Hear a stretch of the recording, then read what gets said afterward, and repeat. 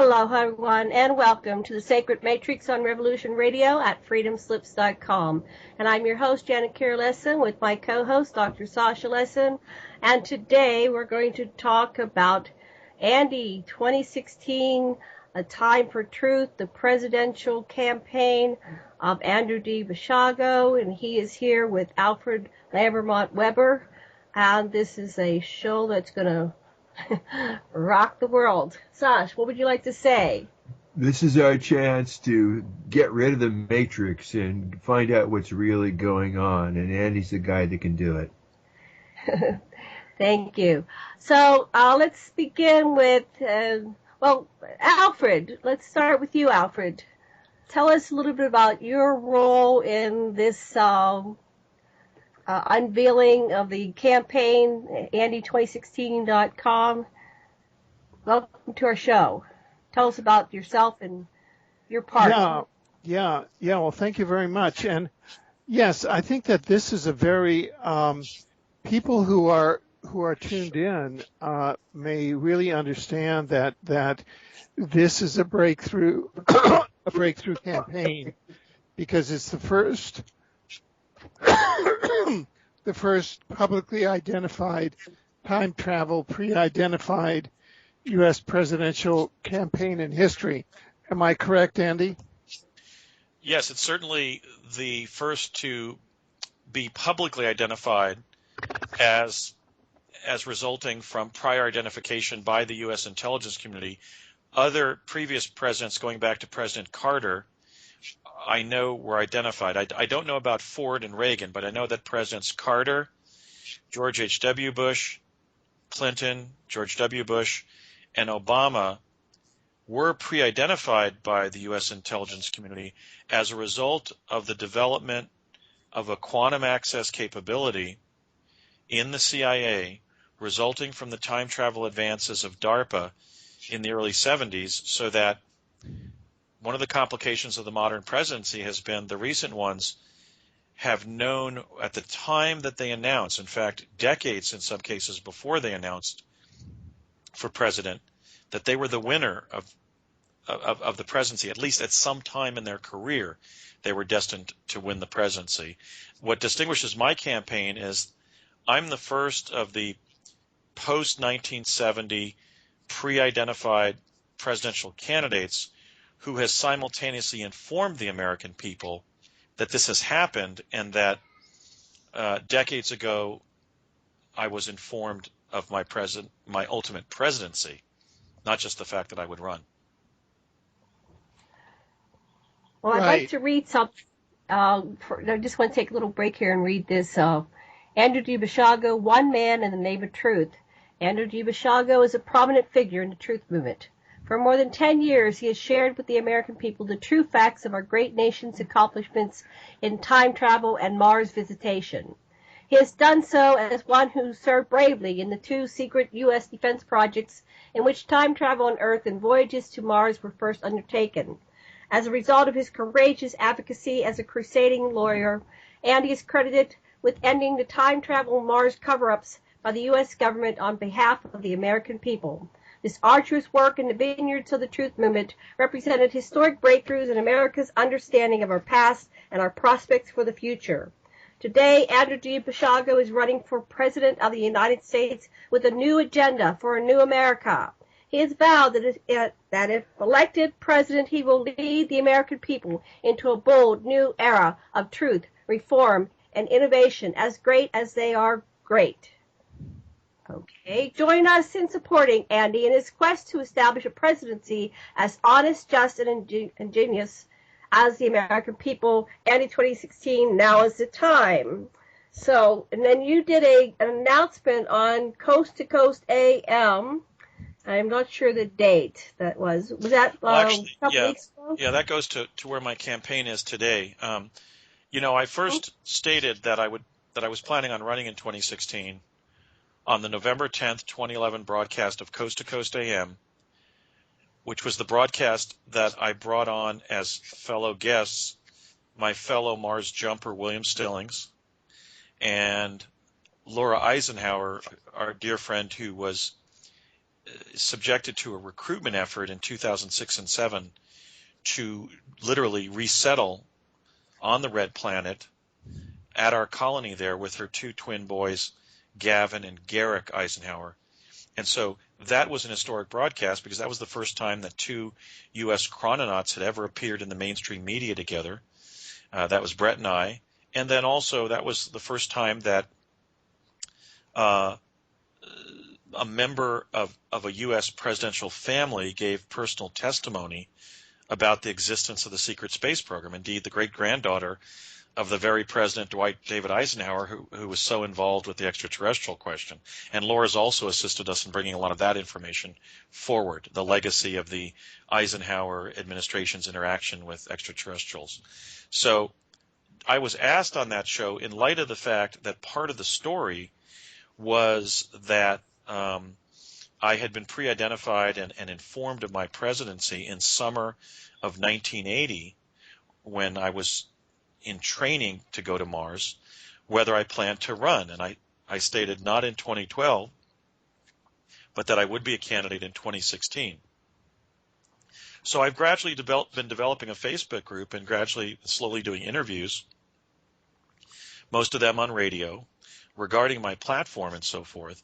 But what has now happened and where I am in the campaign is that on December 19th, I announced my candidacy very informally on Coast to Coast AM. And I did that because I think a lot of the vainglorious tradition of American politics is somewhat of an anachronism. We're sort of more in a cool rather than a hot area of media where people really want to know what you're going to try to accomplish rather than be bamboozled by your oratory.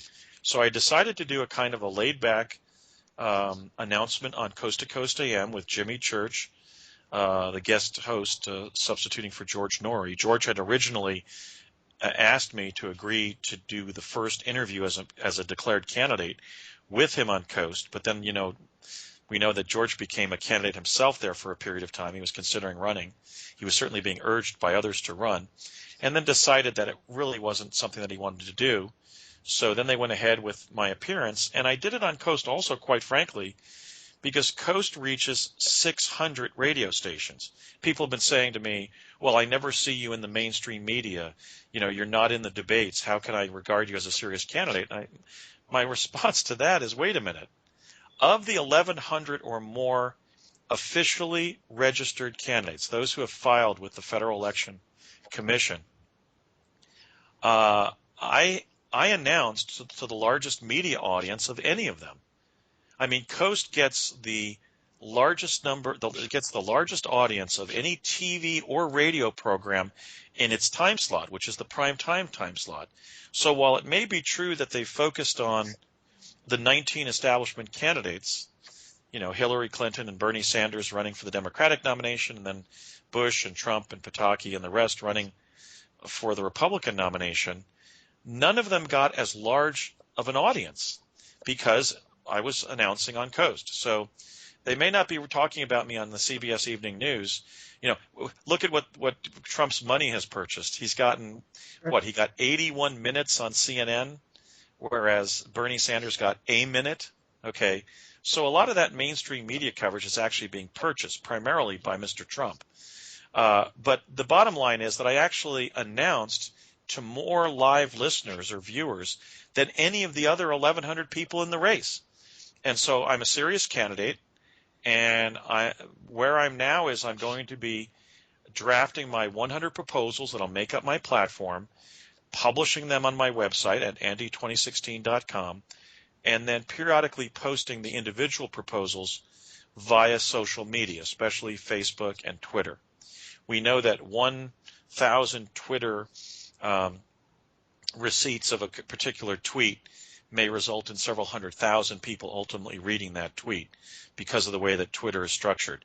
So I'm running, admittedly, a virtual campaign in the sense that I'm intentionally going to be running an internet-based campaign with a focus on getting a clear, visionary message out to the American people and not going around the country vaingloriously stumping for the position, which is the tradition.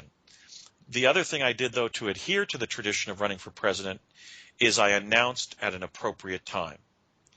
The other candidates announced way too early. It's the tradition to announce about a year before the general election. For example, Robert F. Kennedy declared on March 16th of 1968.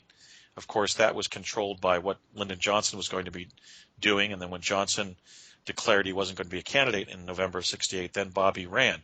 But let's look at two more sort of political candidates rather than idealistic candidates, Ronald Reagan and William Jefferson Clinton. Ronald Wilson Reagan declared for the presidency in November of 1979, a year before the general election of November of 1980. And William Jefferson Clinton declared, I went back and found this precise date, which I had recalled because I actually left Portland, Oregon to return to L.A. to take the California bar exam. Clinton declared the day I left my law school town there of October 9th of 1991 for the November 1992 election. So what we've seen from these 19 declared candidates is all of the egotism and the vainglory of declaring, in the case of some of them, almost 2 years in advance, and showing that little respect for the sitting president and for our public and institutions of government, and not allowing electioneering to color the third year of the previous president's last 4 years in office. And I find that highly objectionable, and I'm proud that I exercised the discipline and the lack of egoic projection, and I allowed myself to be governed by the traditions of our country rather than egotism and self-aggrandizement by declaring 2 years, a year and a half, 15 months before the general election, just because it was the thing that was strategically advantageous to do. And now they're doing all these debates, and they've been going on for quite a while. When did they start? Does anybody remember what the first debate was? Televised debate? This in 2015? I don't know what month it was. It was well before November. It was like August or something. And many of them had been running since the spring. I think Hillary was one of the first to declare, look, this is outside of our tradition as a country. And I'm sorry to say, as a trailing edge boomer, according to Strauss and Howe, the baby boom was from 1943 to 1961. So that would put Lady Di and Barack Obama and George Stephanopoulos and Wayne Gretzky and I at the tail end of the baby boom. And I've lived my whole life to some extent in the shadow of the boom.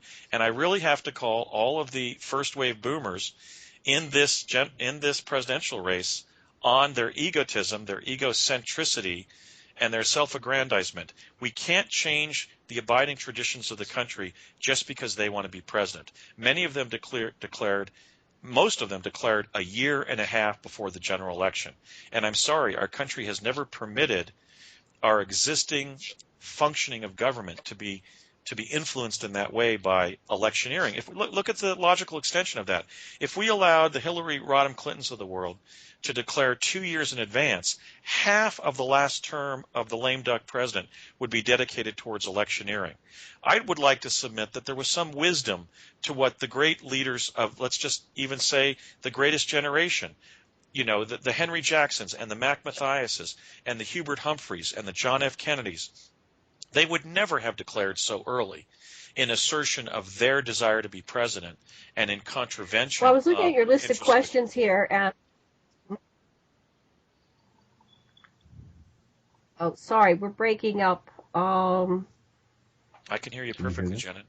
Okay, sorry, you're breaking in and out. Okay, I'm sorry I interrupted. Go ahead and finish your thought. No, it's just that, look, I've tolerated this for certainly my entire adult life. The first wave boomers were the people who just had to show up and they received employment.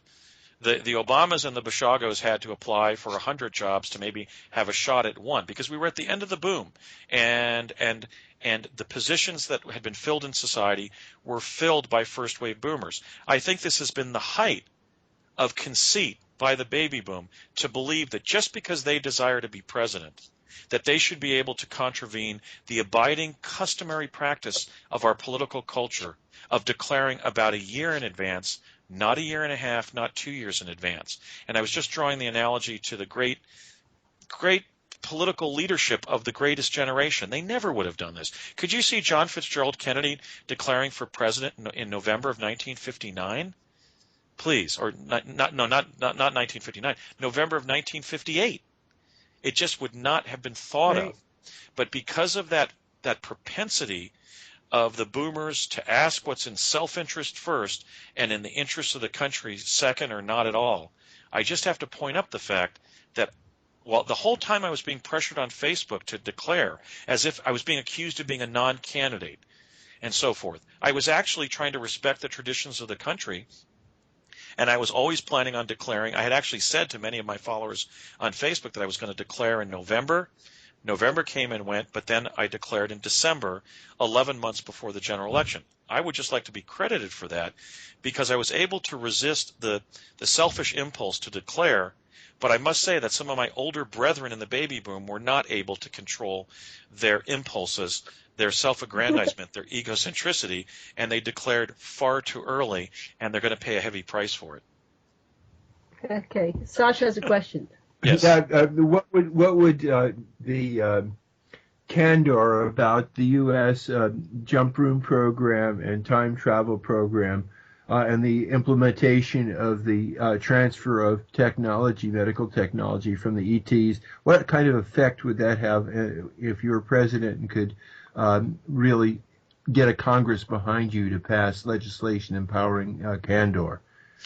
Well, I don't think we're going to need, in most cases, congressional action, because the president, under our system of government, can issue executive orders if those orders order executive branch agencies to do or not do things. So most of the secrets that could advantage our lives, the teleportation technology, the suppressed medical evidence, the free energy technology, just to cite three leading examples, are held by U.S. government agencies operating on the basis of official state secrecy, and actually propping up obsolete industries and actually dooming people to fates from, for example, cancers that have already been cured as a result of viewing some technologies that the government itself has developed as disruptive and therefore keeping them enshrouded for decades in red tape and in official state secrecy. I have vowed that if elected president, I'm going to administer a truth presidency, which means I'm going to implement a specific truth policy. And that policy is based on my belief that there's only two bases by which state secrets should be kept. One is if the release of that information would present a clear and present danger. For example, a clear and present danger of an atomic explosion by people outside the government in some way. Or a clear and present danger to our troops during wartime. The other basis is when the level of personal and group privacy is so high that the revelation of the information doesn't merit the violation of privacy that would obtain. I mean, I believe it was Justice Douglas in the Griswold v. Connecticut decision of 1965 regarding contraceptives who said that while a right to privacy may not be stated in the Bill of Rights, the First, Fourth, Fifth, and Sixth Amendments, maybe Alfred can correct me on this, but that a number of the amendments in the Bill of Rights state the emanation of the penumbra of what's stated in those rights implies a personal right to privacy. Okay, I believe that's the case, and I think we should respect Justice Douglas's wisdom in that regard. Of course, Andy, a real big question for me is, would it be a threat to national security if you were to uncover the cover-up about the takedown of the Twin Towers building, the Kennedy assassination, and things that involve murder of civilians and unnecessary, wars that we've been dragged into with criminal intent, and it would destabilize a lot of the population? And would that be an excuse for keeping a continued secret or not? No, that wouldn't create a clear and present danger, nor would it violate individual or group privacy. Those are the kind of things that the people of our country have a right to be told. And so that that's the kind of information that would be brought forward were I to be elected president, or should I say, when I'm elected president. That's the truth policy that I'll implement. Clearly, there's really three areas. There's three areas here. The American people have a right to know political secrets of that nature. Who perpetrated 9/11?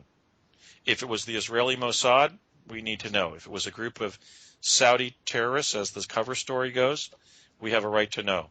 If it was a private faction of individuals within the intelligence community or the military, we have a right to know. So political secrets, they have a right to know technical secrets. What has our government accomplished technically? We developed operational teleportation without injury by 1970. The people have a right to know what our own country, our own distinctively American civilization has achieved, especially with their tax dollars. And then they have a right to know about the natural history of the cosmos that we inhabit. So, for example, they have a right to know that when we went to the moon, we found things. We found artifacts from the previous, the pre-Atlantean, the antediluvian civilization that reached the moon and Mars and other celestial bodies in our solar system. They have a right to know that Mars is inhabited and harbors several species of humanoid life, that American astronauts have been going to Mars at least as early as 1964. So those are really the three areas: political truths, technical, and cosmological truths. I believe are part of the common heritage of humankind, and they're certainly the birthright of all Americans, and I will disclose all other secrets, and certainly the secrets that fall in, that don't present a clear and present danger or don't violate privacy. And I mean closely held privacy, like the information that the FBI learns about people's private lives while conducting a criminal investigation. None of us needs to know that. It doesn't go to our national or group interest in any way. It's just gossip. Okay, so I don't want to just open the doors to everything the government is holding being released, but where that test is met, I think it's critical that we do have transparency in those three areas. Thank you. I'm really glad to hear. So certainly I would. Yeah. So, Alfred, we want to give you a voice here as well. What would you like to talk about right now? On our list, we have, Alfred, you're going to talk about Obama being pre-identified and told in 1971. But go ahead and talk about what you feel is relevant in this moment. That or whatever you want to discuss. Well, I think that the program is going exactly as it should, and that is that we have an historic intervention in this election, and that is by a candidate that has been pre-identified, that we have reasonable evidence has been pre-identified by Project Pegasus, by U.S. government time travel, and that's true of all of the presidents since Carter, since Bush Sr., and it's Andy, and he's now making a public intervention as a candidate in 2016. So what we want to do is almost run two tracks simultaneously in the campaign. One track is the actual running of the campaign, and then a parallel track is an observational track which points out to the supporters of the campaign and to all of the citizens and the rest of the world that watching the campaign, what exactly is at stake. And that is that the American electoral system, because of the invention of a new technology and its secret application as an intelligence technology to a constitutional function, which is presidential elections, that constitutional function has become compromised. And so that this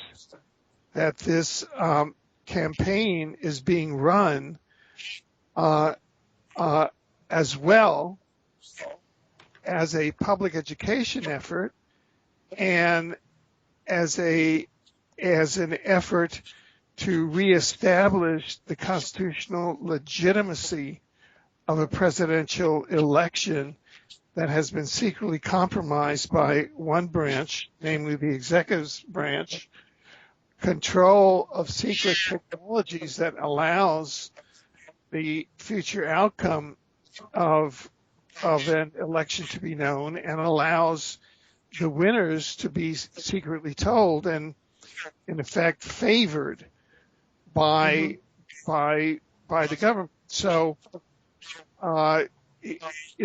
it's almost like a Greek chorus, Right. where we're so there are citizens that are participating in Andy's campaign at multiple levels here to be able to answer questions, to point things out, and to make observations, and to ask questions of the candidate, and to elicit interests in the electorate in this new dimension of elections, which they probably are unaware of and may think insane, may think crazy, may think really interesting in the way that the movie Back to the Future was really interesting, may begin to wonder why things like the Illuminati cards or things like Donald Trump showing up in cartoons in 2016 as in the year 2000 as a presidential candidate making his entrance into the foyer of the Trump Towers in exactly the fashion that he did so in June of 2016. Why would he do that? How could he do that? How could the cartoon characters know that? Was that leaked material or not? Yeah, were Trump or Clinton told that they were going to be future presidents as well? It makes you wonder, huh?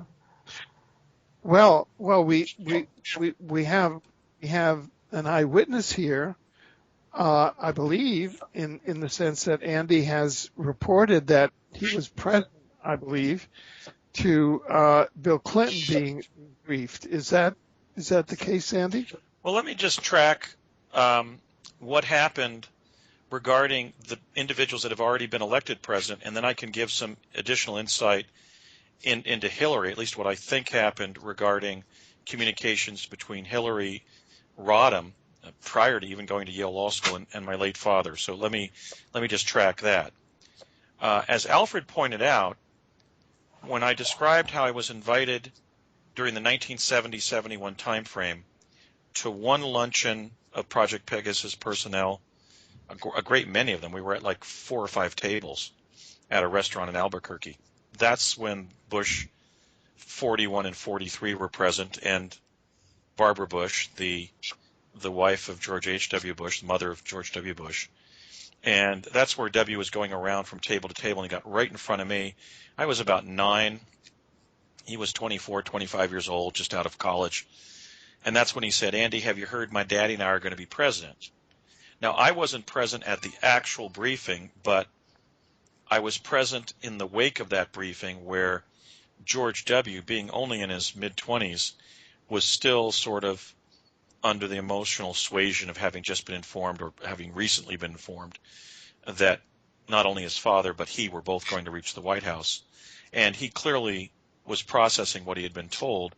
He may have been told right there, or he was just bringing that up because he was now in the company of the actual government project that recovered that information from the quantum hologram.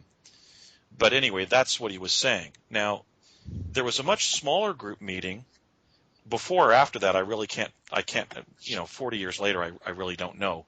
But so shortly before or after that, there was a much smaller meeting at lunch in one of their favorite restaurants, Project People's restaurants somewhere in New Mexico. I think it was probably Old Town Albuquerque. It was, again, probably the La Hacienda or La Placida restaurant there in Old Town Albuquerque, which were the two most popular Mexican restaurants in all of New Mexico in those years. So guests of honor were always brought there. Bill Clinton was very young Bill Clinton was sitting on my left. I remember he came to the table early. And then across from me was Dr. Harold M. Agnew, the director of the Los Alamos Labs. On Harold's left was Dr. Ivan Browning, who was then serving as the director of science and technology for the CIA. And my late father, Raymond F. Basiago, and Joe Conason, both of the Ralph M. Parsons Company CIA nexus, rounded out the small group that was there with us at lunch. And Bill Clinton said something to the effect, and this is almost verbatim, one of the reasons I was selected as a time traveler for Pegasus was my eidetic memory for both visual scenes and written information, and for things people said and did. I was able to report back very accurately what had transpired. So what transpired at that lunch table was Bill Clinton said something like, well, you know, fellas, I know that you all work for the atomic research community, and I know that you're always doing amazing things and building more destructive nuclear warheads and so forth. But some mornings I get up and I look at myself in the mirror and I have to pinch myself, and I say to myself, me, Bill Clinton, President of the United States? Well, fellas, that dog don't hunt. Okay, now that means that Clinton, I kind of tried to lay off the Arkansas accent a little bit on that telling, but so Clinton was at that lunch with literally the federal science administrator of Project Pegasus, Harold Agnew, who had been present at all three critical phases of the Manhattan Project. He had been in the squash courts at the University of Chicago when they did CP1, when the atomic pile went critical. He was actually manipulating one of the graphite rods to prevent an explosion as the prized physics pupil of Dr. Enrico Fermi. He was in Los Alamos and at Alamogordo when the bomb was designed and manufactured and tested, and he actually calibrated the Hiroshima blast following the Enola Gay piloted by Captain Paul Tibbets of the U.S. Air Force in a chase plane called the Great Artiste during the dropping of the first atomic weapon of war on Hiroshima, Japan. So Harold was, in a sense, the quintessential Manhattan Project physicist. And here he is, you know, I'm sitting with a Bill Clinton who hadn't even yet grown a beard as an activist in the anti-war movement. It was a skinny boy Clinton, okay, who was there with us at lunch. Now, that's what I learned of the future presidents Bush, and Clinton as a result of sharing lunch with them. Alfred, to his credit, did some lateral thinking and said, well, wait a minute, Andy. How many, your 1961 birth year, wasn't that the largest cohort in U.S. history? And I said, yes. And he said, well, wait a minute. That means that there was one American boy born in 1961 who was invited to those lunches, and it was you. Maybe you were invited because you were a future president. And while they hadn't yet told you were going to be president, they were still subjecting you to the educative function of meeting three future presidents and seeing that they were ordinary human beings before you would be told later in your young life that you were going to be president. And that was during our Mars jump room training in the summer of 1980. Both Barack Obama, then using the name Barry Soetoro, and I were notified that summer that we were future presidents. So that's what we know. I wasn't told when I would win. I wasn't told whether I would be directly elected or succeed to office under the 22nd Amendment as vice president or Speaker of the House or Secretary of State or what have you. And I wasn't told when. All I was told by my late father was that I was going to be president after Barry reached the White House. He said, Barry's going to reach the White House in his late 40s, and obviously you two are contemporaries. This, in fact, was when we had dropped Barry off at the Hoopa Indian Reservation, where there's a small airstrip that at least then was flying small commuter craft to Portland International Airport because Barry was temporarily leaving our training program to go visit his grandparents in Hawaii and take a break. So my father drove the two of us from Weed, California, where College of the Siskiyous is located, where our training program was being held, up to the Hoopa Indian Reservation. And I remember him being very nervous behind the wheel. He was actually clutching the wheel at 2 and 10, making sure that he didn't err. And I now realize he was so uptight during that trip because he had two future presidents at age 19, or 18 and 19, sitting in the car with him. And then on the way back, after we dropped Barry, as we knew Barack Obama as Barry Soetoro, off at the Hoopa airstrip there, driving back to Weed, I said, "Dad, do I really become president?" And he said yes. And then he told me how Barry would reach the presidency in his late 40s, and I would be elected sometime later. But he didn't tell me what year I would be elected.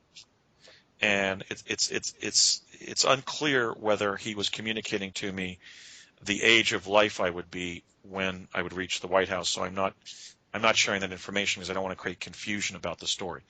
So then looking at the meeting between Stanley Ann Dunham, the putative mother of Barack Obama, who the finding by British intelligence that he was not her biological son indicates that she in fact was his adoptive mother.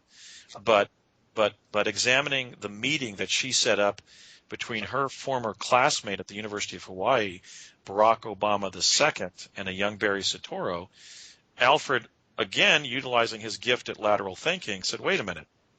If you were in lunches with the Bushes in one setting and then Bill Clinton in another in 71, and the meeting at the Honolulu airport took part in 71, we can at least extrapolate that it's reasonable to conclude that Barack Obama may have been told as early as 1971 that he was a future president. But I just want to emphasize in this broadcast that I don't know whether that's the case. He may have just been thrown together with his putative father because they were going to engineer the Barack Obama cover story to try to convert the adoptive son of Stanley Ann Dunham into her progeny, namely to establish that Barack Obama was born of an American mother in Hawaii with his foreign exchange student father from Kenya, simply because Barack Obama is the son of neither of them, and in all likelihood is the illegitimate son of Muhammad Subud Sumo Wadi Hadjojo, the Muslim founder of the Subud sect in Indonesia, which is kind of a splinter group of Islam that synthesized beliefs from a number of other major world religions into its belief system. And certainly when I walked into the room we were sharing in summer of 80 and Barry was praying to Mecca, he revealed to me not only that he was a Muslim, but that he was an adherent to the Subud sect within Islam. And when we look at the great involvement of his adoptive mother, Stanley Ann Dunham, in the Subud movement, both in not just both, but in Indonesia, Hawaii, and the mainland.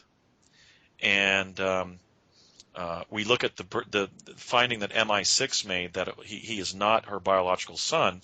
And we also examine the fact that Loretta Fuddy, the woman who released the fictitious, the fallacious certificate of live birth, the one that had all those photoshopped corrections, she had been the international social director for Subud from 2006 to 2008, the very year that Barry Soetoro was elected president as Barack Obama. So we have this lifelong involvement of President Obama in the Subud movement. So when I listened tonight to Alex Jones claiming that he's even in touch with Secret Service, who are revealing that Barack Obama is a Muslim infiltrator and a foreign national infiltrator of the presidency, all of these little things I learned about him when we were in training in 1980 start to make much more sense. But anyway, Alfred indicated that, well, look, if you're meeting with the Bushes and Clinton in 71, he's being introduced to the man that the CIA was then going to use to run the legend that he was a natural-born citizen. Maybe Obama was told as early as 71. I don't know that, but it's certainly a reasonable conjecture. But certainly I can say through direct evidence, the evidence of my own life experience, that in the summer of 1980, while being trained by the CIA to go to Mars via this revolutionary jump room technology that had been engineered in a joint venture between Parsons and Lockheed, possibly based on either recovered extraterrestrial technology or jump room technology that had been given to our government by one of the many gray extraterrestrial species. It looks like we can certainly say that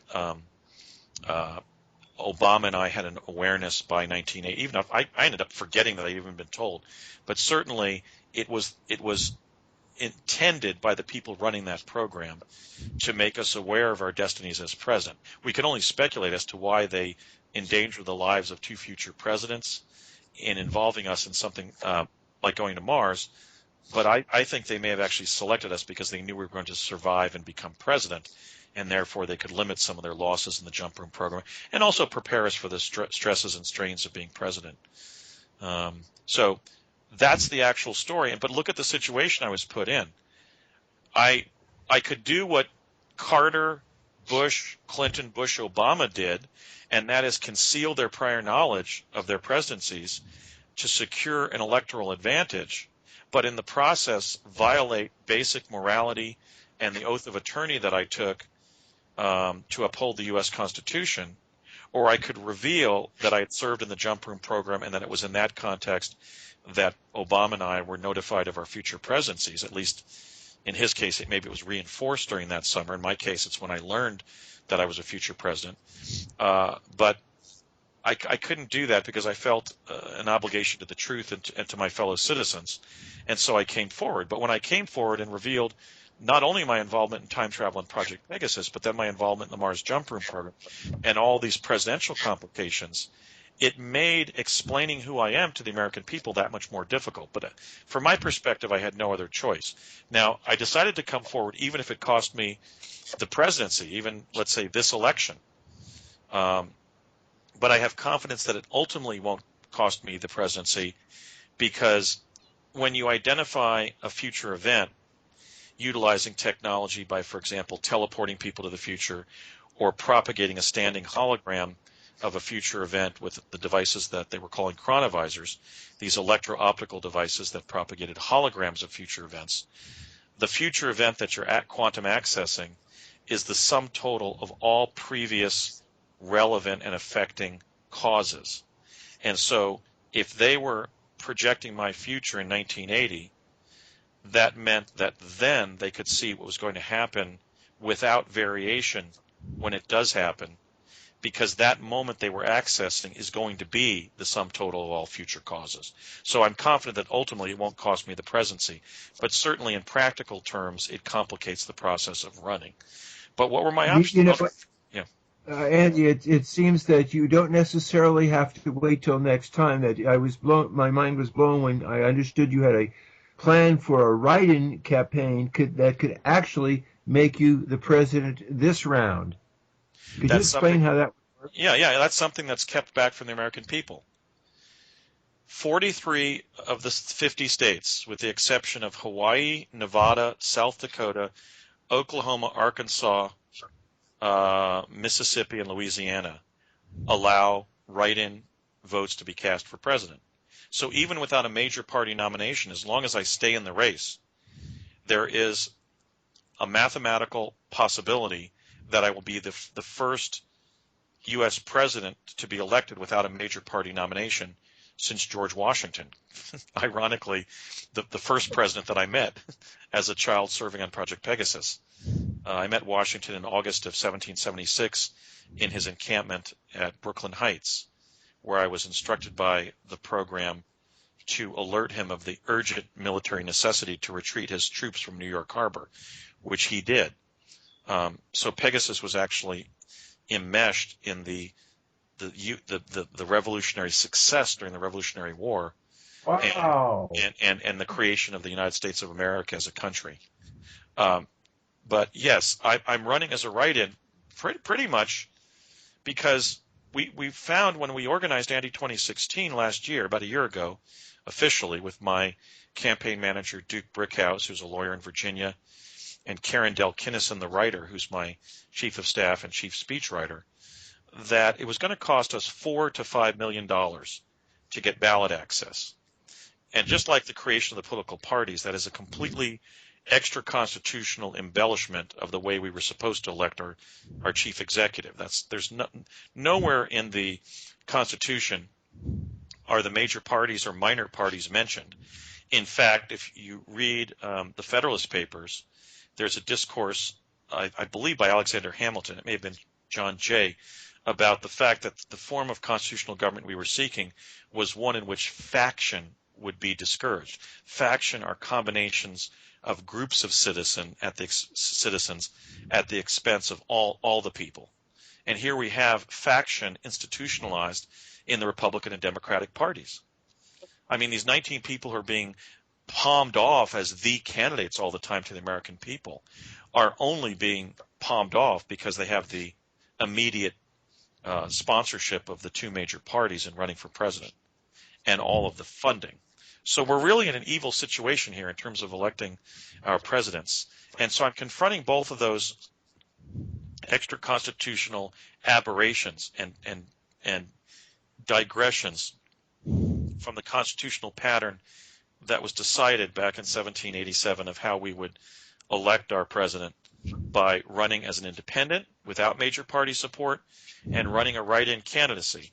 And it's this year in which I'm going to be taking that case to the American people with a stepped-up campaign of YouTubes and of social media postings and seek to throw the switch and overwhelm the non-constitutional nightmare that we find ourselves in, when even somebody who's not qualified under Article 2, Section 1, Clause 5, the natural-born citizen clause, namely Ted Cruz, is actually being described as one of the front runners in the Republican nomination process. Ted Cruz is not qualified to be president because the standard that was placed in the Constitution at Article 2, Section 1, Clause 5 was the phraseology of natural-born citizen, which is from a work of law that was entitled The Law of Nations, that was written by a Frenchman named Vattel, V-A-T-T-E-L, and published in 1756. So 25 years later, it was inspiring the framers to include it as the standard of citizenship to run for president. The original standard was a two-part standard of born in the country and secondarily of two parents who were themselves citizens.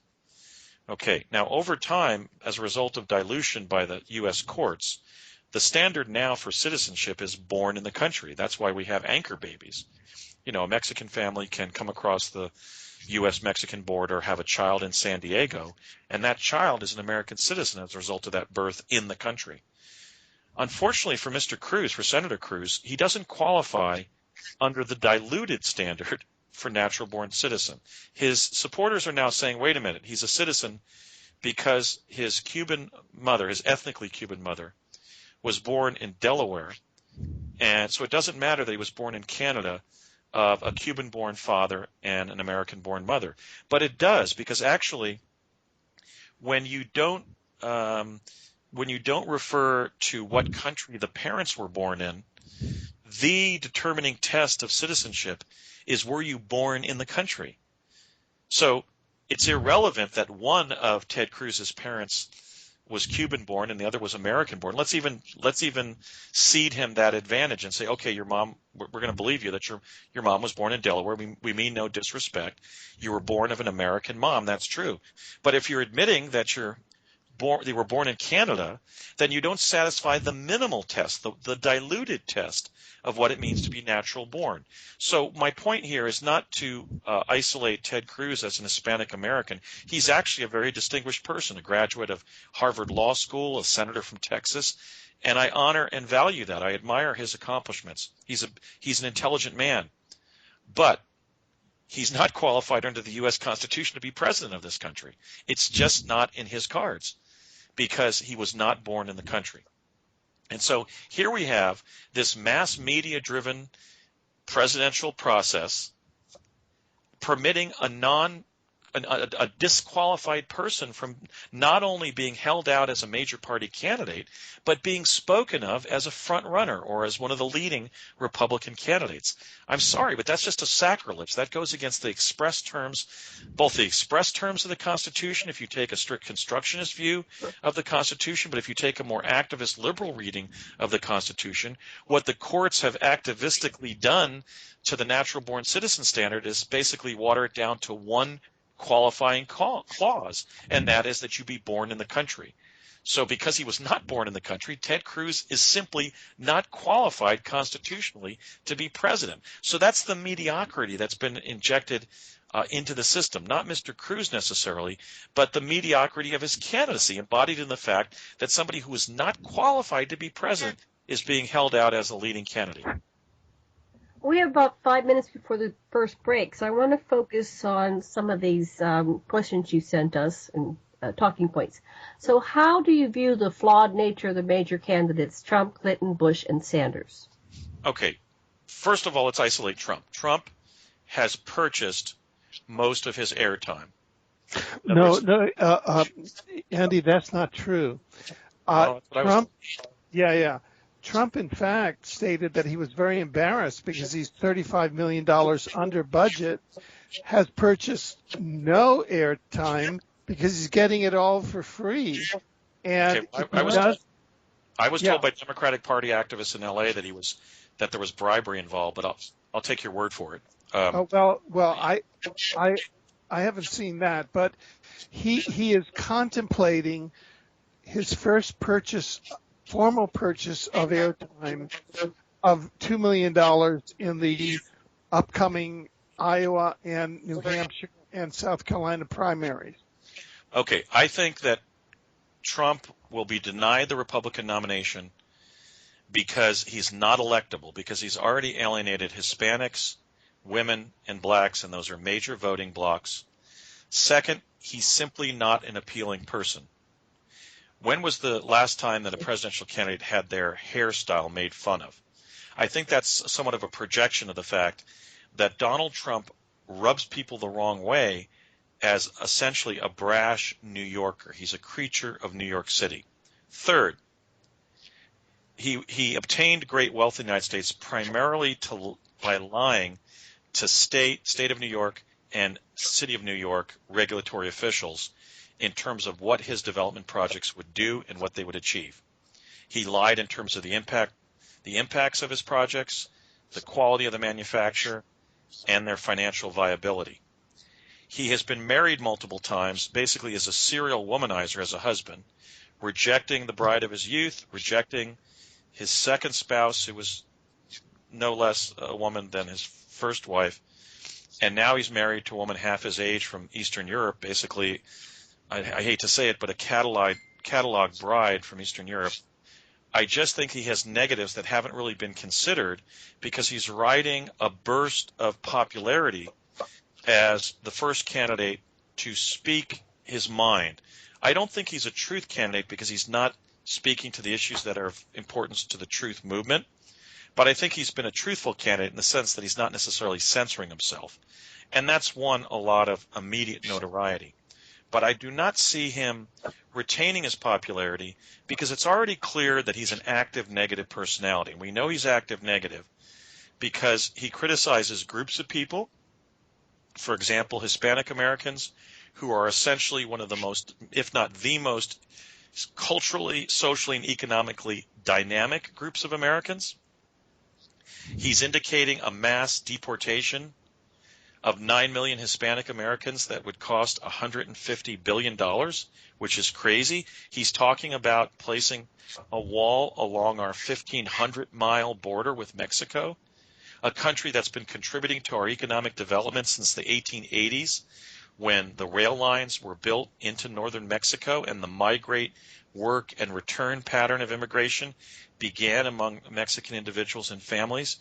This man is literally somebody worth $10 billion who doesn't understand that Hispanic immigration in the United States has actually been one of the things that has allowed us to economically adapt to the fact that we're an aging country. The metaphor that I like to use is, wait a minute, try to curb your bigotry here, Mr. Trump.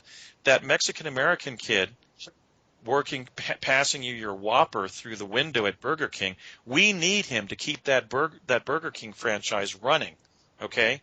In other words, we need the workers that we've been absorbing.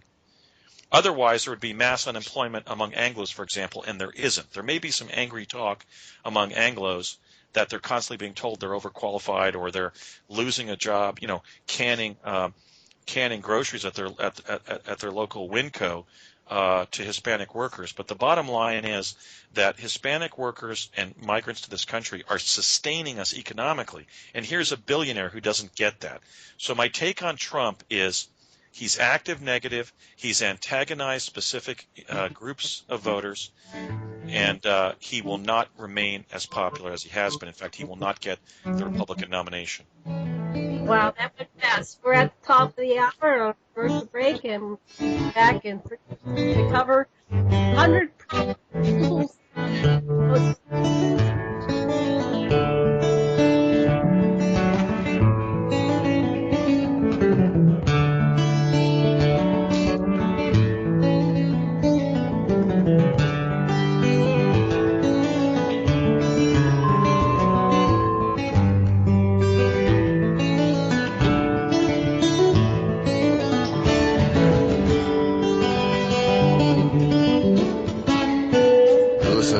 Radio at freedomslips.com. We'll be right back after this message.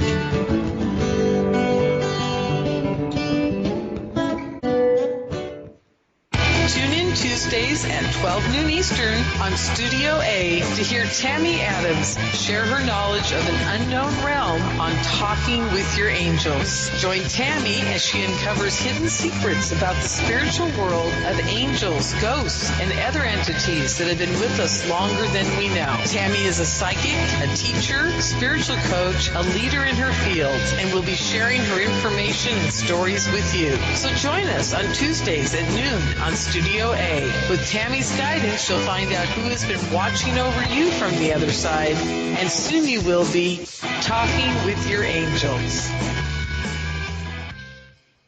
The opinions expressed on this radio station, its programs, and its website by the hosts, guests, and call-in listeners or chatters are solely the opinions of the original source who expressed them. They do not necessarily represent the opinions of Revolution Radio and freedomslips.com, its staff, or affiliates.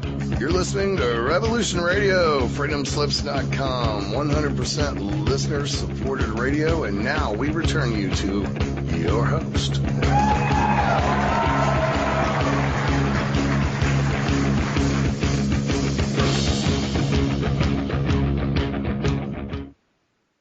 Aloha, everyone, and welcome back to the Sacred Matrix on Revolution Radio at freedomslips.com with your hosts, Janet Kara Lesson and Dr. Sasha Lesson.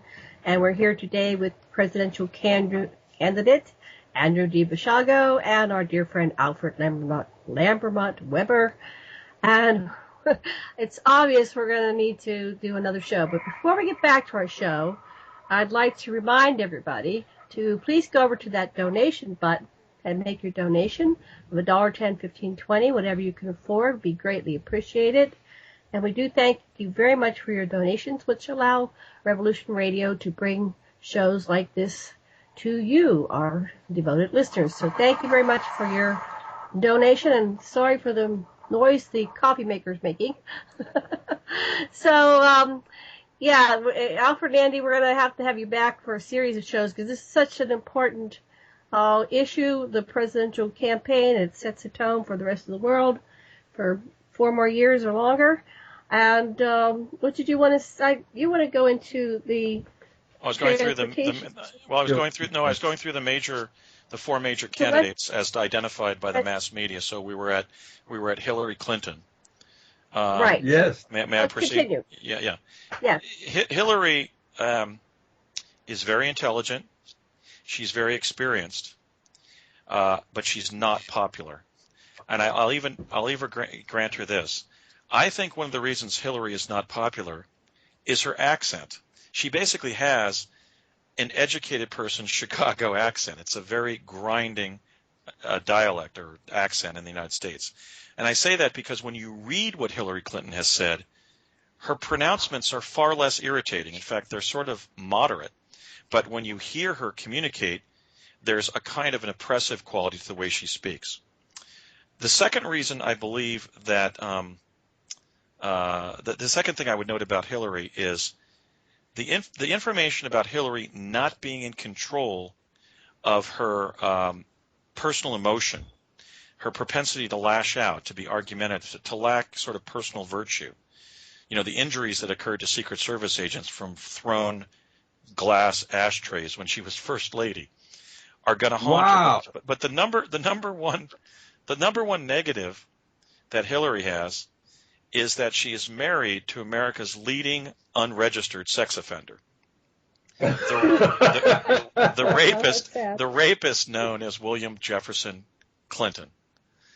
The information about President Clinton's lifelong pattern of forcible rape has been revealed by Roger Stone in a new book, and could foment into a wider investigation into Bill Clinton's pedophilia in the Caribbean readout of a close personal friend of his. So the Clinton sex scandal of the 1990s is going to reverberate and return in Hillary's campaign later this year, but it's not going to deny her the Democratic nomination. She's going to get the Democratic nomination. Now, I believe the Republicans are going to nominate – they would be smart to nominate Bush and Pataki as large state governors in either order, either Pataki-Bush or Bush-Pataki. Given the capture of the Republican Party by financial interests, I think it's almost certainly going to be a nomination of Jeb Bush. And if he was smart, he would select Pataki as his running mate, because he could say, look, we governed Florida and New York. I would also add that of my competitors, I have the most respect for Governor Pataki, especially because he is the most experienced politician or governmental leader at all levels. He worked his way up through local politics. Yeah, Andy, sorry. Pataki dropped out yesterday. Okay, well, he still might not be denied the vice presidential nomination. Right. In fact, maybe that was a backroom deal with Bush.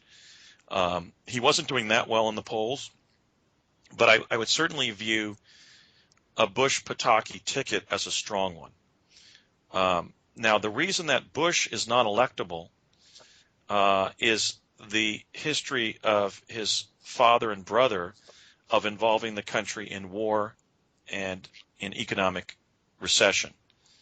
Most people agree we do not need another Bush in the White House. You know, when you've had tuberculosis and cancer, you don't need malaria. So I don't think that Bush is going to win if he is nominated. I don't think it's going to be any of the Johnny-come-latelys in the Republican Party. I think they are going to nominate Bush, because I think the Republican Party is a controlled party. That leaves Bernie Sanders in his race against Hillary for the Democratic nomination. I think that based on what I've learned from Sanders organizers, the Democratic National Convention is pretty much going to be a coronation of Hillary Clinton. My take on Sanders is I think that his views most align with mine. He is clearly a lefty. But what I find strange about Sanders is, for everything we know about somebody who would describe themselves as a social democrat, I'm sure that not just Sanders, but a Ralph Nader would identify himself as a social democrat. Sanders nonetheless supports the prosecution of Edward Snowden. For my part, I've pledged to bestow upon Mr. Snowden the Presidential Medal of Freedom for serving the people of this country in making us aware of the fact that all of our electronic communications were being intercepted by the National Security Agency. I find it strange that Sanders supports the interests of the intelligence community and the cryptocracy in holding out for the prosecution of Snowden. And that makes me wonder, like Clinton, that is to say William Jefferson Clinton, and like Barack Hussein Obama, Is Sanders another operative on the left for the CIA who was profiled as a leftist to be dropped into leftist circles, to infiltrate those circles, to report back, to commit basically espionage, both overseas and domestically, regarding, in Clinton's case, the anti-war movement, in Obama's case, the Pan-African movement?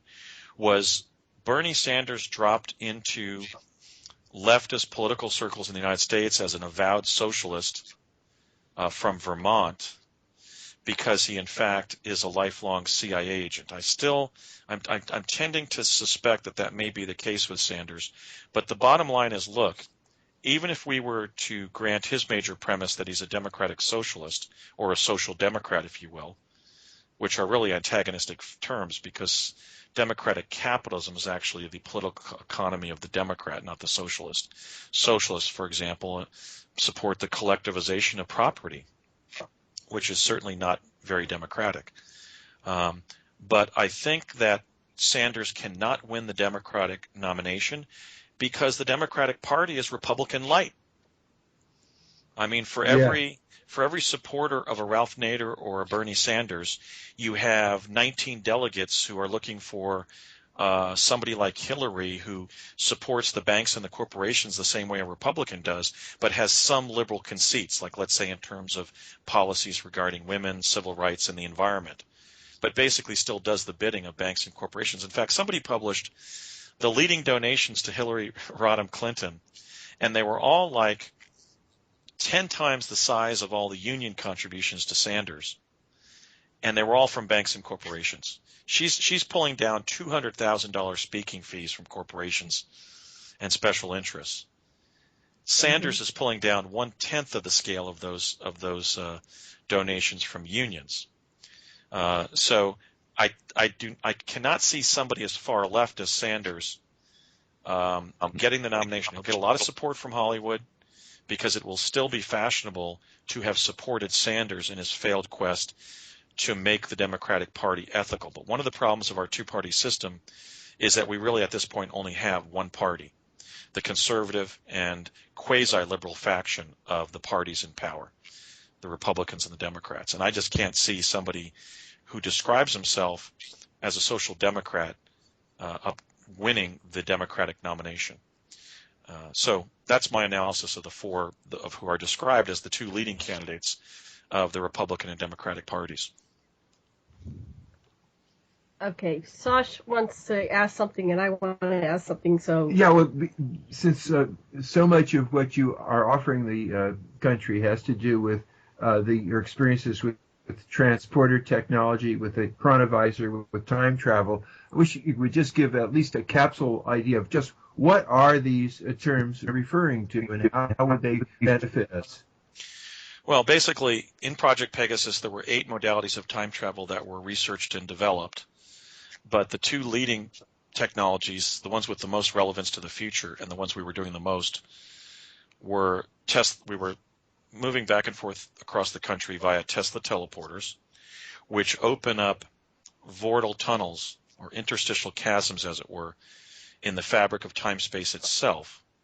So we were jumping through a Tesla device, a double parenthesis-shaped Tesla device in Woodridge, New Jersey, entering a tunnel in time-space that was sort of a bluish white color with, if you look to the sides, you could see events going on holographically in the wall of the tunnel. And then when the tunnel closed, we were elsewhere in the country. We were 2,005 miles west in Santa Fe, New Mexico. The implication of that is that, I beg your pardon? Hello? I didn't say anything. Oh, I heard some crosstalk. Yeah, I heard some crosstalk by somebody not present on my headset here. So that must be our listeners from the NSA. So where is Snowden when you need him, right? So the significance of that is that from 1970, we could have been living in a world in which, let's say, somebody in London, England, could have jumped to Sydney, Australia, not aboard a commercial passenger plane that would take 24 hours to reach the Antipodes, but in seconds. Also, right. When I was on the project, they learned how to manipulate the device itself So we were being delivered upon teleporting across the country either before or after the time we had jumped through the device. In other words, the Tesla teleporter became a time travel device, a time machine. The devices called chronovisors, which have more lately entered the time travel literature as looking glass devices, they were never called that. They were always known as chronovisors when I was serving on the project from the fall of 1969 to the end of the summer of 1972. Basically originally they had been TV-like screens, but after Fermi joined Ernetti and Gemelli in Italy and developed the two-dimensional chronovisor. When the Vatican, however, gave the chronovisor technology to the U.S. Defense Department, at Bell Labs they were worked into standing holograms. Wow. So that if you looked at the hologram, you could see a past or a future event going on. But if you stood in the hologram as it was enveloped around you, you subjectively experienced going to that past or future event just because of the theory of relativity. Just relativistically, the past or future was brought into the laboratory and you went to the past or future as a result of being inside that hologram. Now, we don't want to introduce – I'm calling for the declassification and deployment of Tesla teleportation in a public-private partnership that would be administered like airports are, where the United States would construct teleports around the world and then begin filling in at the more micro scale so that we're living in the kind of 20, 45, 30 years from now that I visited when I was a child on Project Pegasus. It was a 2045 where teleport stations, basically teleports, were as commonplace as bus stops and elevator landings are in any city in the United States today. Okay, so you can just walk out of your neighborhood. Beaming into your living room. Well, they would have a controlled set of arrival points. So just as you can control where somebody gets on or off of a bus, you could construct the technology so that, for example, all of no matter how convenient the teleports were to jump through the device or sit in a car-like vehicle inside a plane-like sort of seating arrangement inside the teleport, you would only arrive in a standard location that was not somebody's living room, but was, a standardized teleport arrival area so that nobody's privacy was violated. Now, if we do that, what about Swerdlow and others have talked about at least the earlier versions of people being lost or injured or never coming back. Is there any danger like that? Theoretically, there is, but let me just say that the Montauk subculture has propagated a lot of scary information about time travel or creepy information, I think, as a disincentive for it being adopted and people adopting it. My experience in Pegasus certainly involves some horrific events, like one boy losing his feet, a girl going teleporting to Santa Fe. By the way, we now have the location of that jump. It was to the Leah Harvey Junior High School grounds when it was under redevelopment. Because I'd asked my dad about Lee Harvey Oswald when we went past the sign as we were driving out. So I continue to do my memory work on my experiences. In the case of Chronovision, so I would say that, yes, there was always a danger that we would be lost in time-space, or that we would, let's say, asphyxiate if the tunnel was too long and we ran out of air. But the teleportee of the future is going to be sitting inside of a little self-contained vehicle modeled on some of the seating within a commercial passenger plane. I call them VORTs, which is an acronym for Vehicles of Recumbent Teleportation. In other words, they're going to have a little car they're going to be sitting in rather than undergo the vagaries of literally being unprotected from the Vortal tunnel itself, as we were when we were developing teleportation. Now, if we do that and eliminate all other forms of transport that rely on the internal combustion engine, we're going to be able to eliminate 60% of the greenhouse gases that is the human industrial contribution to global warming. 60%, which is huge. It'll be more than a half solution. On the side of the chronovisors, we can't permit universal chronovision, because that would destroy personal and group privacy. What we want to do, though, is we want to initiate a new era of science and education and public culture in the United States by placing chronovized images at virtual museums and libraries at the federal capital and at the state capitals and urban metropolitan level and at the state level. In other words, we want to give American school children the opportunity to literally see past events. Like, imagine the spectacle of Washington laying the cornerstone to our nation's capital on September 18th of 1793 in his Masonic regalia with his fellow Freemasons. Those are images that none of us have seen because they occurred before the advent of still and motion picture cameras.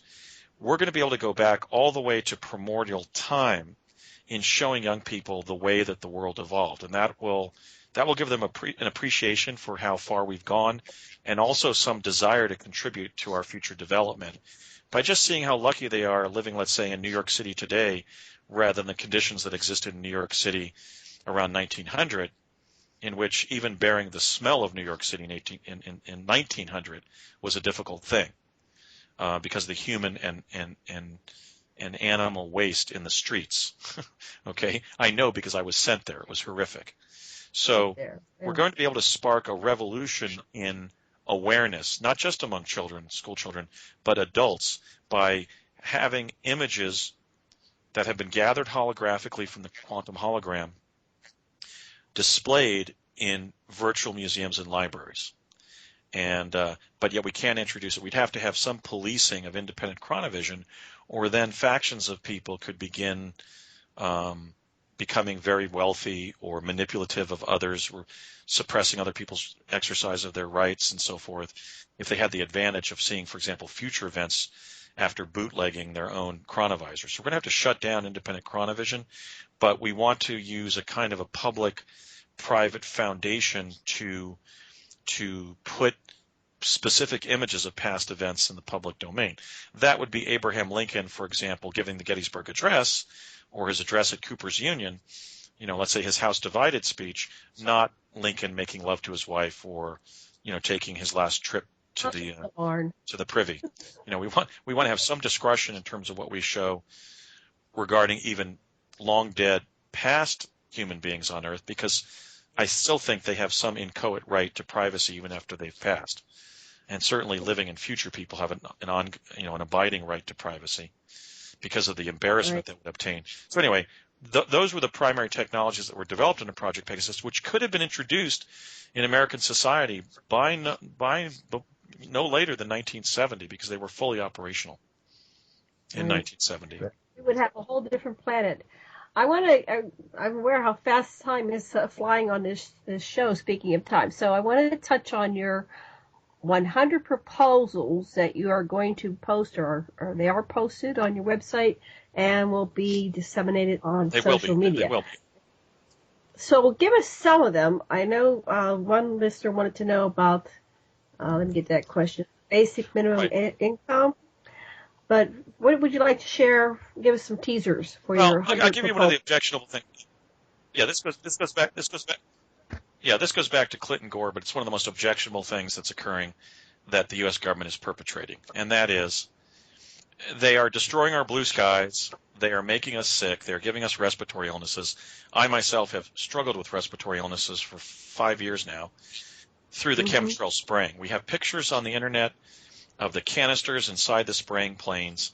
We have the reporting of where the chemtrail spraying originated. It originated at a climate change seminar that Dr. Edward Teller participated in, where he recommended the spraying of oxides of barium and aluminum, namely heavy metals, in the troposphere, which is the upper reaches of the atmosphere, to enhance the albedo effect of our planet. The albedo effect is the phenomenon of reflectance back into space of solar radiation, which lowers the heat of the atmosphere and of our planet.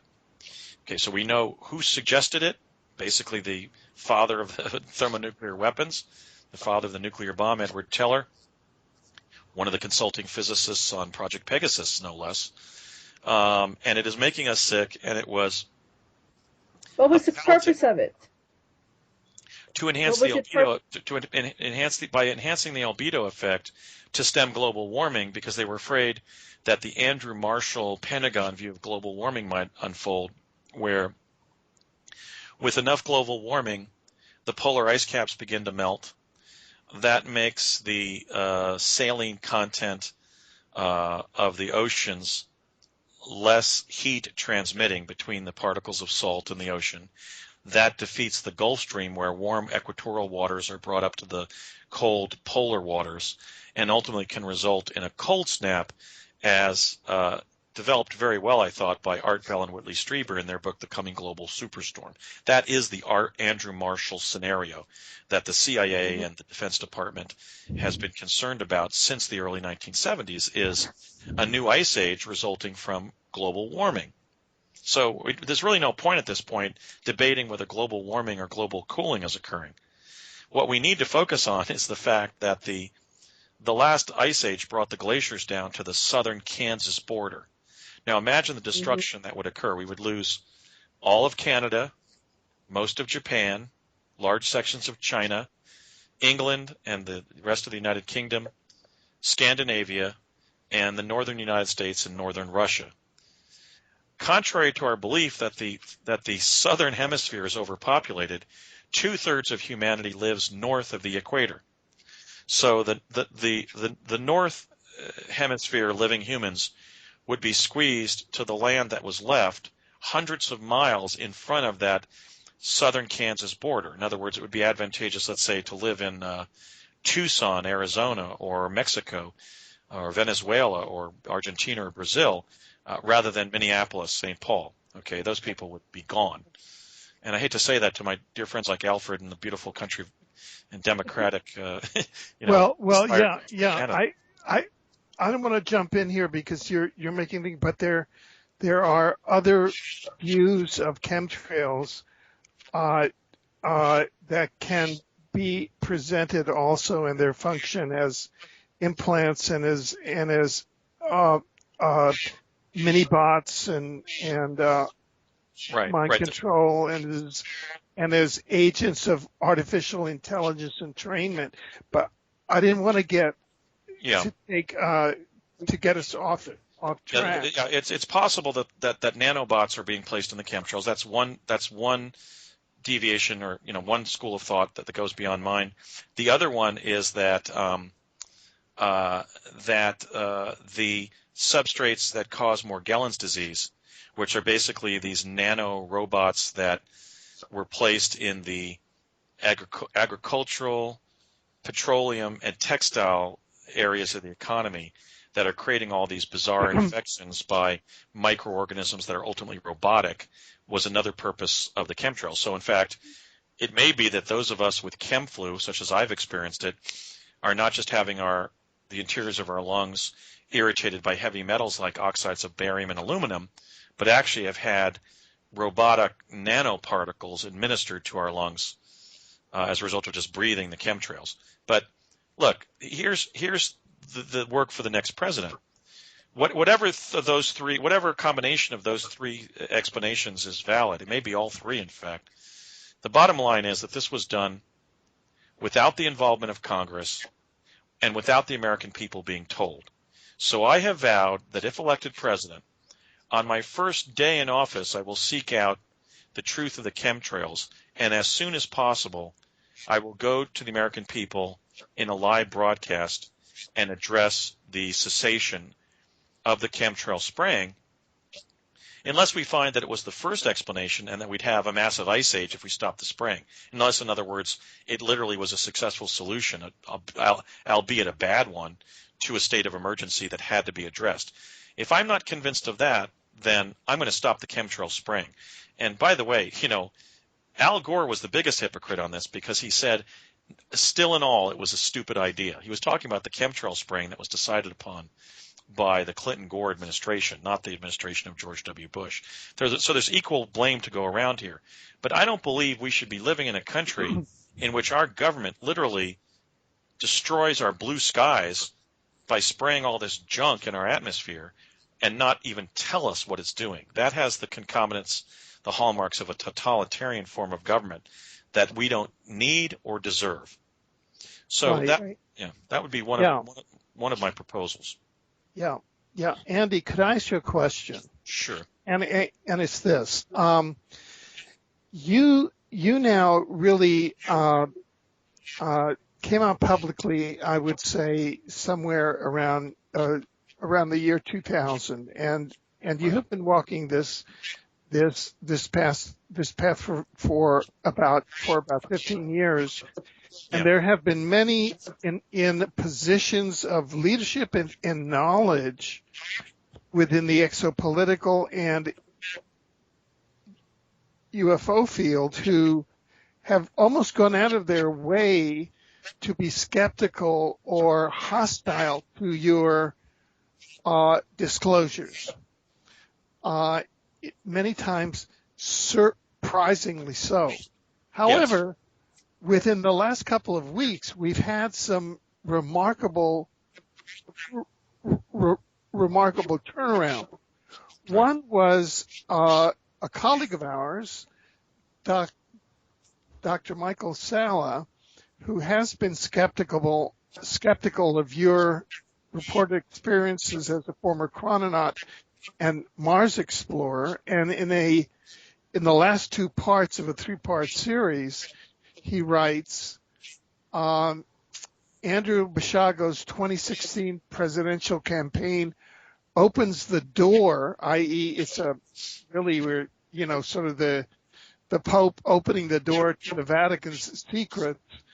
And he writes, Basiago was identified as a future whistleblower by the CIA and therefore exposed to events, people, circumstances that would shape and influence his later testimony. This suggests that Basiago's whistleblowing activities are part of a long-term CIA-sanctioned disclosure program, which is based on pre-identifying and grooming future presidents. So that he's officially saying that, yes, there is CIA time travel. Yes,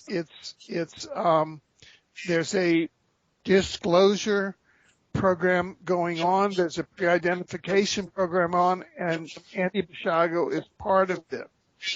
Have you had a chance to look at any of Salla's recent? No, not yet. Let me say that for whatever reason, there are times in our lives when we meet somebody who is just against us, and we don't really, never really find out why. The person may attack us physically, financially, morally, or whatever.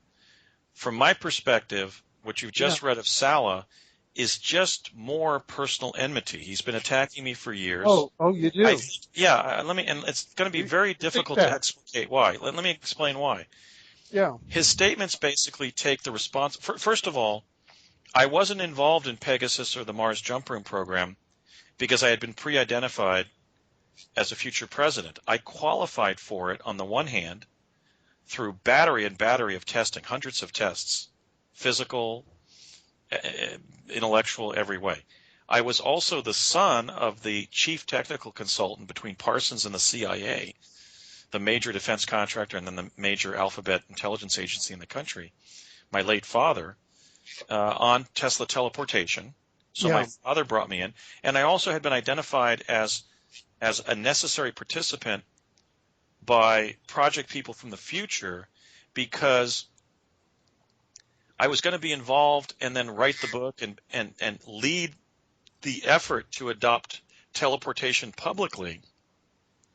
And what Salla does in his comments is he takes the justified accomplishment of that. In other words, he takes the fair credit that should be given for working on that now at this point, as you say, for 15 years, and as many years as it's going to take into the future, and he puts it in this peculiar context that I was involved in such activities because I was being groomed as president. And see, that was the danger of a wider definition of the prior identification.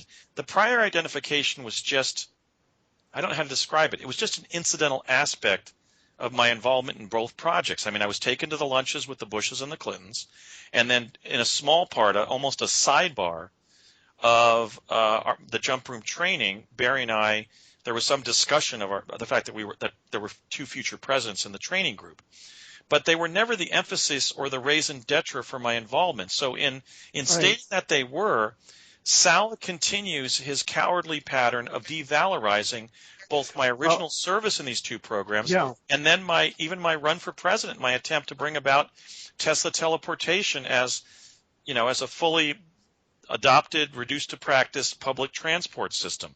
And the emphasis is on now giving the CIA credit for who I'd been in the past, who I am now, and who I will be in the future. He's just up to the same. My own personal theory is that my story of a child time traveling and overcoming the vicissitudes of his experiences makes Michael Salla personally threatened. I think he needs to jump out of a plane or seduce a beautiful woman or do something that he needs to do to feel manlier, because he's not feeling it now, and he continues to attack me in this way. His article is simply not accurate. I wasn't included in either program because I was a future president. There's no evidence of that. None. And there's condign evidence that I qualified. For example, when we were being screened, I was able to count back random arrays of numbers to 84 places. I had an eidetic memory that could report back a paragraph of a foreign language that I had never read before to the program administrators. So Salla, here's what's objectionable, though, also about Michael. Let's just assume it's not because of some personal insecurity that he has found this cowardly definition of my life, okay, which I think, again, is grounded in his own sense of inadequacy. What's not honorable about his publications regarding me is he has never interviewed me. It's just like David Wilcock talking about, doing a lecture and showing the time machine in the movie Contact and saying, we think this is what the chronovisors look like, when all he could have done is picked up the phone and called me, and I could have given him a description. Salla has never interviewed me, Alfred. He's never interviewed me. He doesn't even know what I've experienced. But so he took your work and legitimately focusing on the issue of prior notification of the presidents based on quantum access, and he took my past work in the truth movement, and now he's positing a completely inaccurate set of more inaccurate claims about me, which is that I was involved because I was a future president, and that my truth campaign, which I also undertook actually at the risk of my own life, because you may recall I was threatened by the Bush administration not to go forward. He doesn't report that, which has been in your reporting and has been in my public statements on radio and television, but yet he states that that basically my truth campaign has been some CIA release of information, some public limited hangout by the CIA. It hasn't been. It's been a truth campaign by ADB. Okay, that's what it's been. You know that. So you're saying, So you're saying that your activities when you started around the year 2000, I remember that you called up a whole number of individuals, including myself. Right, to stay alive, right? Yeah. Stay alive. Yeah, sure. And so you're saying that you undertook a genuine whistleblowing campaign out of your own free will, and that you had broken away from any operational or other relationship with the Central Intelligence Agency or Yes. In fact, I was never career CIA. I wasn't even paid.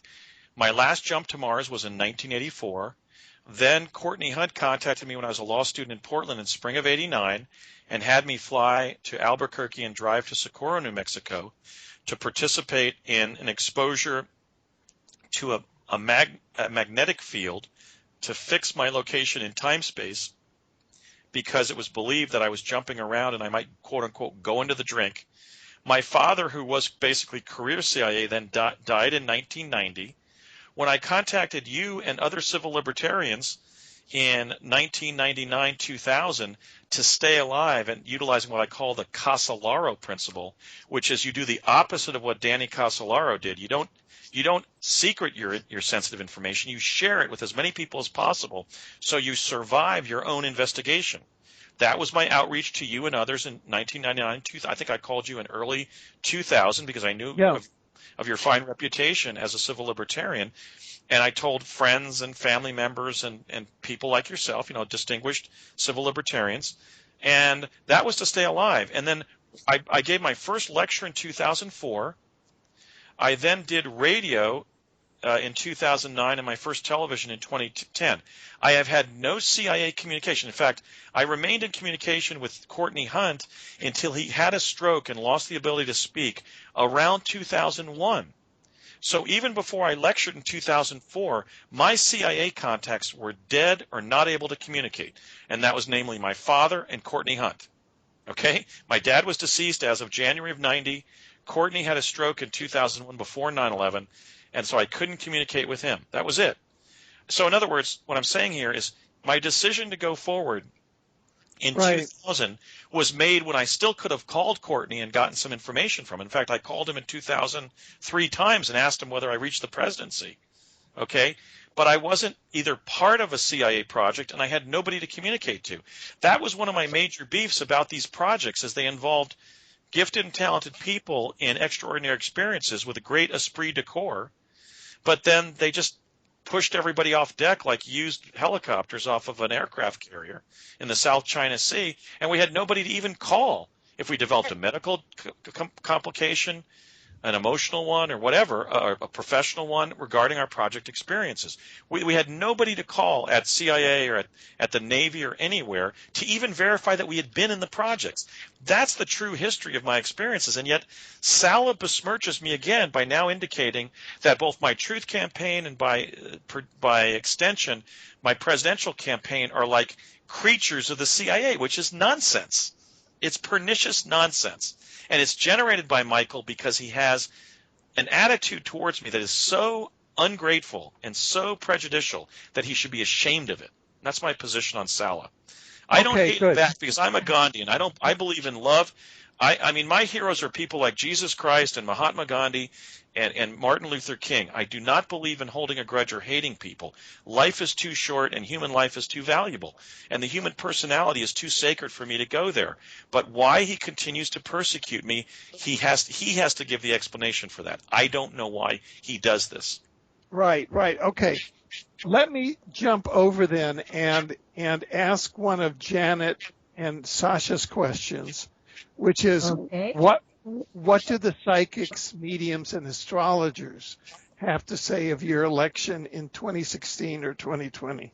Now, this truly is laughable because, for one thing, I've been a lifelong devotee of the paranormal because part of my gifts as a kid was my psychic ability and my precognitive dreaming and that sort of thing. It's very, very interesting. The professional psychics who have let me start with the professional psychics. A number of professional psychics have contacted me just sua sponte over email, especially on Facebook, and have said, it's good that you're running. You're not going to win in 2016. You may even pull out, but you're going to be elected president in 2020. Other psychics, more of an amateur nature, have said, I just met with my tarot card reader, and they said, why aren't you working with Andy on his presidential campaign? He's going to win. Or my husband didn't know who you were, and he just got up this morning in bed and said, the name of our next president is going to be Andrew-d-Basiago, whoever that is. Okay? So that's where the psychic input is going. The second input are the spiritualists, the actual mediums. And I would cite 2 different researchers using the SpiritCom, which is a radio frequency hopper in which random words get generated. And when different mediums using 2 different SpiritCom devices literally asked the spirits on the other side, ostensibly human beings who have lived as we have, who are now on the other side of the veil that we cross when we physically die, they've been asked, give us the name of the next president of the United States, and both of them said Andrew-d-Basiago. And the first one who did it for the psychic, what's his name? Oh, down down in Australia. His name escapes me right now, but he's a very prominent psychic. He asked, and the frequency hopping generated this. It went Andrew-basiago, and then 10 seconds later, another voice went, Daniel, which is my middle name. Okay, so 2 spirit com readings by 2 different gifted psychics have generated my name when those on the other side have been asked for the name of the next American president. So that's what the mediums have told us. Now, here's what the most prominent astrologer basically in the world, at least for political handicapping, told me. As a result of professional connections on my campaign team, we were able to reach the distinguished astrologer, somebody who's done everything in life, from being a Catholic priest to a Buddhist, Tibetan Buddhist. He's done everything in the area of religion and spirituality, and that's the distinguished Douglas Gabriel, the husband of Tyler Gabriel, who has a new book out on the divine feminine. And Douglas Gabriel was presented with my natal chart, my birth chart, cold. He didn't even have my gender, okay? And he said, well, this person is a writer. I can see the writing ability and passion. This person has such a sense of justice that he's probably a lawyer by now. Certainly if he's an American man, he's a lawyer by now. And he said, and this is what's really funny, and he started laughing. And we said, what is it, Douglas? And by the way, Douglas was the original idea guy for George Lucas on Star Wars. So there's a timely reference to feature film. He actually invented the concept of a lightsaber, for example. And and he made a lot of the metaphysical references that, to the work of Joseph Campbell and so forth about heroism and so forth, and helped Lucas develop the original Star Wars. He then started laughing. He said, we asked him, why are you laughing? And he said, I don't know how to put it, but this person's chart is such a setup for becoming president of the United States that it's laughable. And he said, and it's going to be a twisty path to the White House. It's going to be more like a professional advancement that Theodore Roosevelt had, where he became vice president and then became president upon the assassination of William McKinley, than just being elected president. So what may happen in 2016 or 2020 is I may be asked to be somebody's vice presidential running mate, and then they will leave the presidency for one of the major reasons, death, disability, impeachment, or resignation. And so that, and by the way, Douglas Gabriel was the astrologer who advised Ronald Reagan to become a Republican, whereupon he was elected governor of California and president of the United States. So that astrologer has basically predicted my presidency as being so patently obvious in my natal chart that it's quote unquote laughable. So I just offer that as some, the parlor game take on my presidency.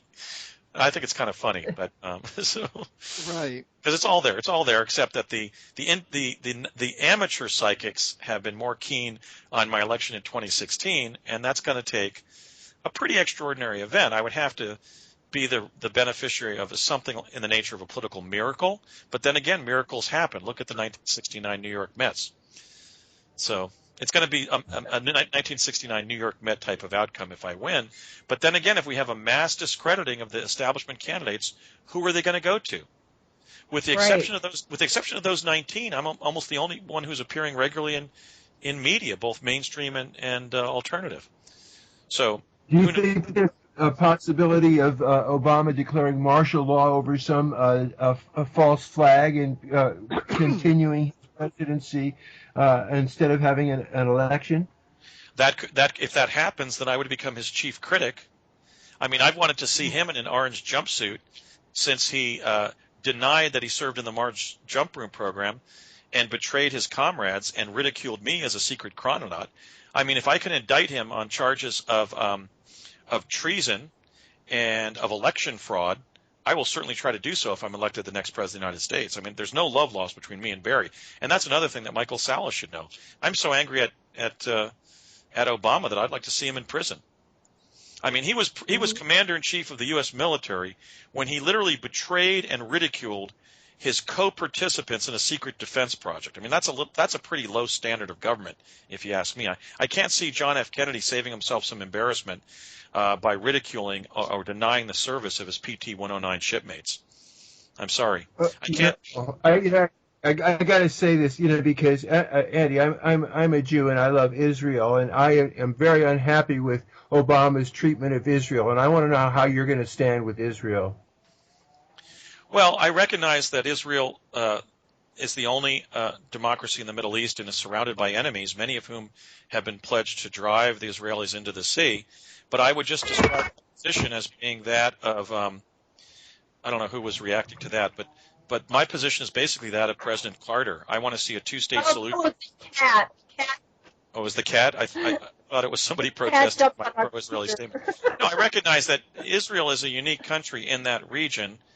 They've been major allies of ours, basically exploited by our cryptocracy to infiltrate spies and military operatives into the Middle East and to use for military intelligence to basically go to war with Arab countries there.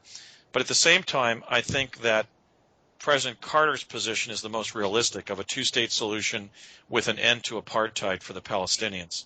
So I'm just using that as a reference because it's such a mess at this point that the only clarity I think we've seen from a major leader, and certainly from any past president, is that of President Jimmy Carter in his book, which is what? Peace, No Palestinian Apartheid, which is a book that I recommend to anybody. It's a really thoughtful treatment of a very complicated subject at this point. I certainly think that, and I want this to be understood as not an anti-Semitic judgment, but I certainly think that to the extent that the Camp David Accords did not originate with Carter, but did originate with a line of American presidents who were not just Gentiles, but Christian men, especially Carter as a born-again Christian, that I'm concerned that if Bernie Sanders gets elected, not that a good guy and a Jewish guy would get elected president, that doesn't concern me. But what concerns me is whether we would be hamstrung in terms of seeking peace in the Middle East by having a president who was Jewish, because then all of the Arab countries might say, well, look, the Americans have sided with the Jews because they even elected one president. I can't see why Sanders and his supporters don't see that as not a form of anti-Semitism, but just realism about the mess that the Middle East already is in. And allow that as being, at least at this point in time, something that should be disqualifying, because let's face it, rather than dropping bombs on the Middle East and blowing off the arms and legs of children to secure our oil supply or to protect Israel, we should really be furthering the Camp David process and seeking peace there. And President Carter was able to do so because he was neither a Jew nor a Muslim, but indeed was a Christian. So I hope that doesn't sound anti-Semitic, because it's not meant in that spirit. It's just a little bit of realism about the Sanders candidacy and how it would be interpreted by the Arab world. I think. Maybe I'm wrong. Yeah.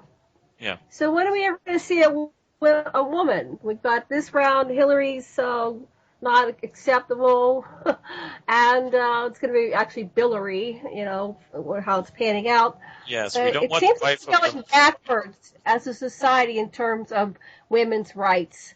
I was a child of the 60s, and I saw us going much further back then than we are now. There's something happening, and I'm very concerned about it.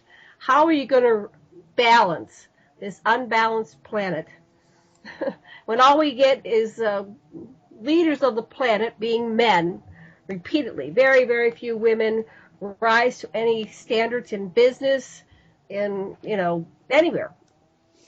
Well, I certainly can't change that without doing a Bruce Jenner. I'm sorry. I'm running. I have a distinctively Y chromosome.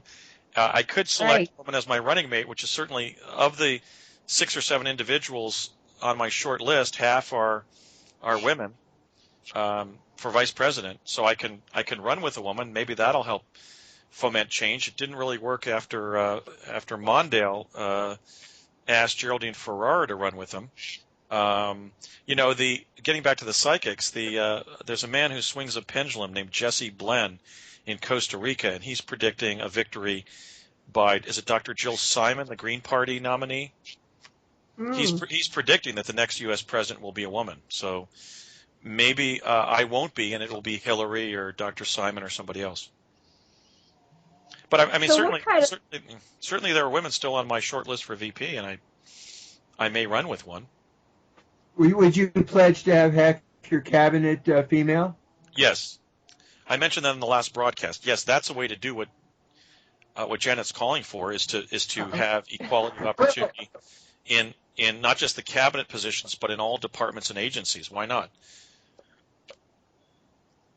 Cool. Yes. I have that in my staff. I have a male campaign director and a female chief of staff. So excellent. I'm already practicing gender neutrality. What happens with once women get up there, they're actually men they're required to go into their masculine. I think to balance the planet is in a continual state of war is to allow women to be in office and allow women to be women. I agree. And there was, and also women are also seeking more nurturing participation in mass society. Look at somebody like a Jane Goodall. I think she's accomplishing more in protecting non-human species than she could ever do as vice president of the United States, just waiting for the president to die, right? Right. So women are doing maybe even the preponderant important work already because some of these official positions that don't involve the same high level of enlightenment and creativity are already occupied by women, and a lot of the political jobs are less creative. Certainly the vice presidency is. I don't know about the presidency. I think we benefit by having a female in the White House. Maybe that's Hillary. But women are telling me they don't like Hillary. They think that she's too strident and bossy and active negative to be the first female president of the United States. So the leaders are both active negative. And Sasha has a question. We have 7 minutes left. One concern about electoral reform and gerrymandering and the terrible voting procedures. And what do you intend to do about elections in the United States? Well, I want to return to paper ballots because paper ballots cannot be faked. The black box voting scandal only happened because the votes were counted by electrons rather than by people. They were counted by people, but as electrons rather than as paper ballots. I think that we should have mandatory paper ballot voting for federal offices. Mm-hmm. What about the terrible gerrymandering that virtually assures congressmen will keep returning? We have to end that. It's also being used to put a major military base in every congressional district so that the House is basically an amen chorus for the military-industrial complex. But doing that would be a major battle during my first term, but it's certainly something that I'll try to bring about. But I must be honest and say, given the capture of the system by career politicians, I'm not sure that that's possible right now. Yeah. And career politicians serving the military-industrial complex and the banks and corporations. How do you convince a group of career politicians who represent the capture of the Congress by the military-industrial complex to change their ways? Right. Okay, we have 5 minutes. What would you like to cover in the remaining 5 minutes? What are the most important things you want to convey to our listeners who are considering voting for you? Okay, we have to look back on our history, and we have to examine what the highest expression of the presidency has been.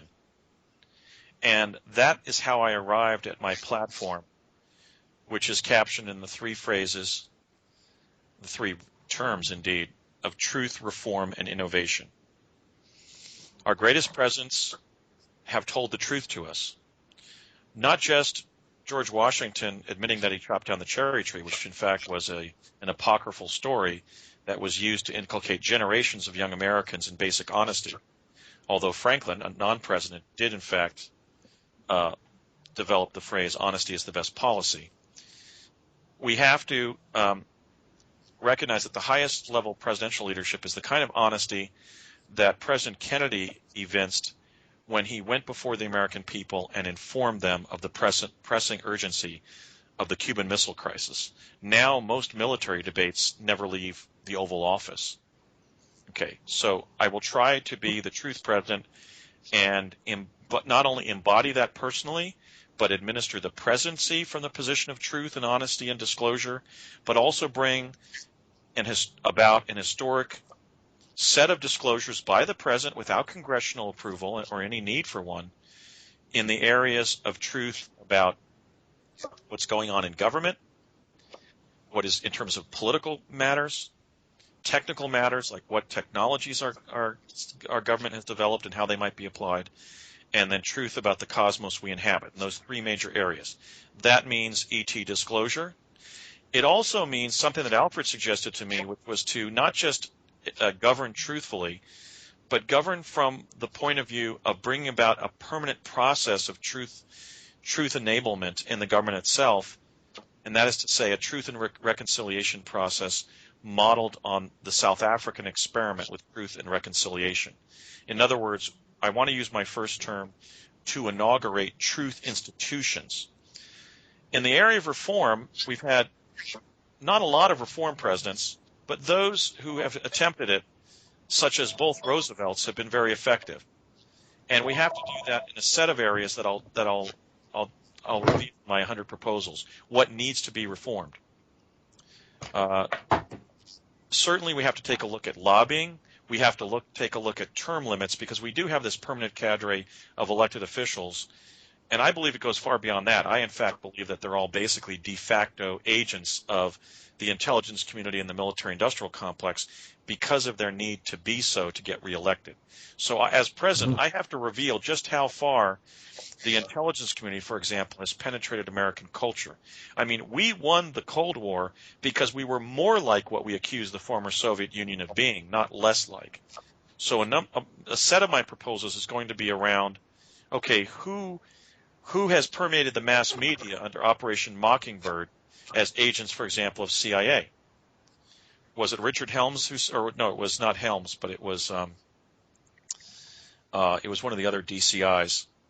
The one that drowned to death, his name escapes me at this point, who stated that everybody of major significance in the mass media is owned by the CIA.